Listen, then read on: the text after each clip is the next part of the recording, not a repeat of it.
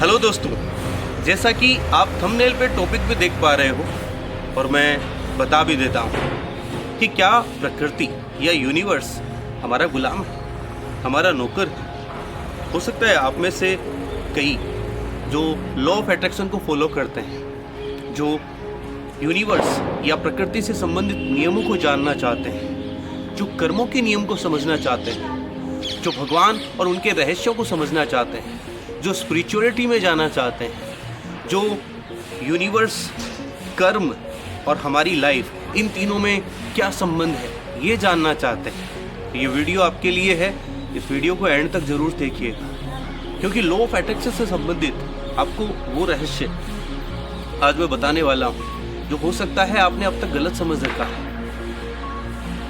अभी हाल ही में मेरे पास एक कमेंट आया, वीडियो के नीचे एक कमेंट आया जिसमें ये कहा गया कि प्रकृति हमारी गुलाम है, मैं जो चाहूँ उससे मांग सकता हूँ, ये यूनिवर्स हमारा गुलाम है, मेरा गुलाम है। दोस्तों, हो सकता है आप में से ही वो कोई हो जिसने कमेंट किया हो, बट मेरा उससे कोई शिकवा नहीं है, क्योंकि आज हम जो सुन रहे हैं, पढ़ रहे हैं, कहीं ना कहीं लॉ ऑफ अट्रैक्शन के वीडियोस में या फिर टेक्स्ट में यही सब चीज़ें हमें सिखाई गई है कि ये प्रकृति हमारी गुलाम है, ये यूनिवर्स हमारा गुलाम है, आप बस सोचो और इससे मांगो।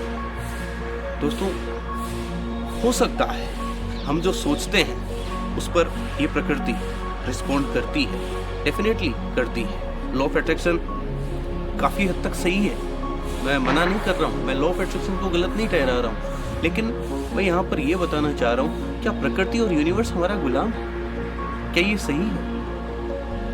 क्या किसी ने सिर्फ लिख दिया कि प्रकृति यूनिवर्स हमारा गुलाम है?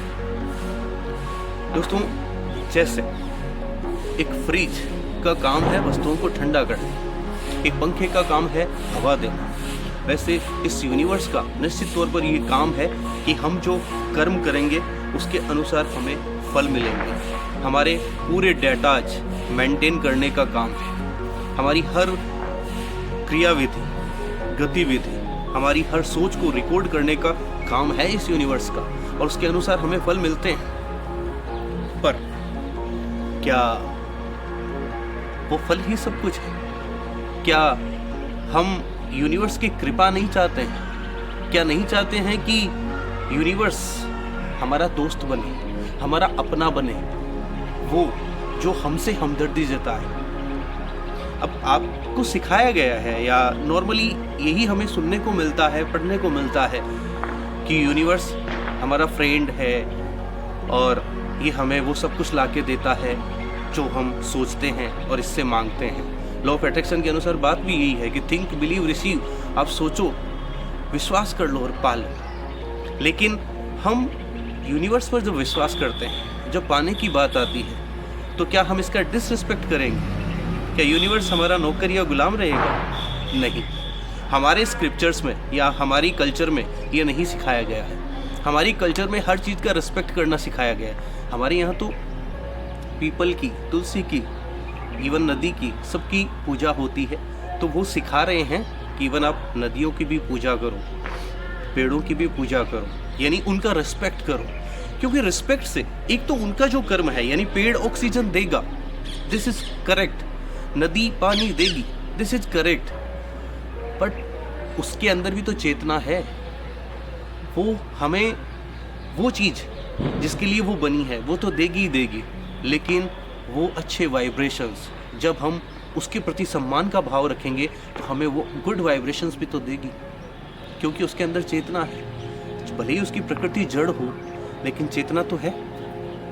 ऐसे ही किसी स्कूल में जब हम एनरोल लेते हैं या किसी कोचिंग इंस्टीट्यूट में हम कोई कोर्स करते हैं, तो कोचिंग इंस्टीट्यूट का काम है कि फीस वो लेगा और हमें कोर्स देगा, हमें टीचर्स पढ़ाएंगे वो पर्टिकुलर सिलेबस जिसके लिए हमने पैसा चुकाया है। पर क्या हमारा टीचर्स के प्रति रिस्पेक्ट नहीं होगा? रिस्पेक्ट नहीं होगा तो पता है क्या होगा? सिर्फ हमें इंफॉर्मेशन मिलेगी, उस सिलेबस से रिलेटेड जो भी इंफॉर्मेशन है, जितने भी डेटाज हैं वो तो हमारे पास होंगे, लेकिन हमारे पास अच्छे वाइब्रेशंस नहीं होंगे। हम जब भी किसी टीचर का रिस्पेक्ट करते हैं तो हमारे पास वो सब्जेक्ट नॉलेज तो आता ही आता है, लेकिन अच्छे वाइब्रेशंस आते हैं जो कि हमारी किस्मत को तय करते हैं, हमारे आगे की ज़िंदगी को तय करते हैं। सिर्फ इन्फॉर्मेशन जुटा लेना, किसी भी एग्ज़ाम को पास कर लेना नहीं होता है। हो सकता है कई बार हम बहुत ज़्यादा पढ़ लें, टीचर हमें वो सब कुछ सिखा दे, क्योंकि हमने वहाँ पर सिर्फ पैसा दिया, इन्फॉर्मेशन ली है, और हो सकता है एग्ज़ाम में वो लिखा है, एग्ज़ाम में हम पास हो जाएंगे। तो क्या गारंटी है कि उस एग्ज़ाम में पास होने के बाद में, आपका सिलेक्शन किसी भी एग्ज़ाम में हो जाने के बाद में, आप कहीं भी जॉब मिल जाने के बाद में आपको सेटिस्फेक्शन महसूस होगा, आप खुश रहेंगे, आप जो आपको वहाँ से मिलेगा वो उसमें मज़ा आएगा। लेकिन जब हम रिस्पेक्ट करते हैं, जब हम किसी की अच्छी वाइब्रेशंस लेते हैं, तो हमें इन्फॉर्मेशन, सूचनाएं तो मिलती है, लेकिन बदले में बहुत कुछ मिलता है। जब हम किसी एक टीचर का भी रिस्पेक्ट करते हैं, तो हमें वो टीचर 2 चीज़ों की बजाय 4 चीज़ें सिखाना चाहेगा। क्यों?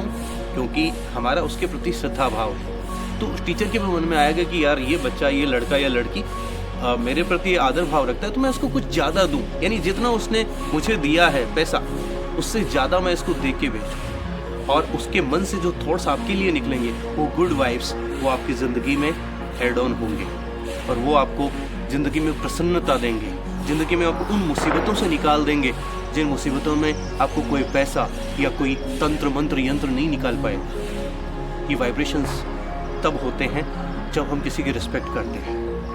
मान लो दुकानदार से हम कोई प्रोडक्ट खरीदते हैं, किसी भी अनजान दुकानदार के पास गए, आपने 100 रुपये की कोई चीज़ ली, 100 रुपये आपने दिए और उससे चीज़ें ले ली। लेकिन ये वही दुकानदार जिससे हम रोज़ सामान लेते हैं, जिससे हमारे वाइब्स अच्छे, जिससे हमारे बिहेवियर अच्छे, तो उस दुकानदार का हमारे साथ बिहेव कैसा होगा?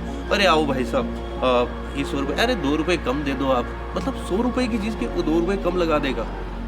और हो सकता है हमें कोई ऐसी स्कीम भी बता दे जो उस वक्त उस पर्टिकुलर ऑब्जेक्ट से संबंधित, उस पर्टिकुलर आइटम से संबंधित आई हुई हो, या कोई ऑफर निकला हो, वो बता दे। क्यों? क्योंकि वो हमें अपना समझता है, वो पता है कि ये रोज़ यहाँ आता है, हमसे इसका अच्छा बिहेव है, तो वो आपको कुछ एक्स्ट्रा देना चाहेगा। तो ये तभी हो पाएगा, वो वाइब्स या वो ऑफ़र तभी मिलते हैं जब हम पर्टिकुलर किसी व्यक्ति के प्रति रिस्पेक्ट भाव रखते हैं। हम जब उससे आइटम लेते हैं, हमारा उसके प्रति सम्मान होता है। तो हमें सम्मान से हमेशा सिर्फ जितना हम देते हैं उससे हमेशा ज़्यादा मिलता है। अब सोचो, हमारा जब यूनिवर्स और प्रकृति के प्रति सम्मान होगा तो हमें कितना मिलेगा।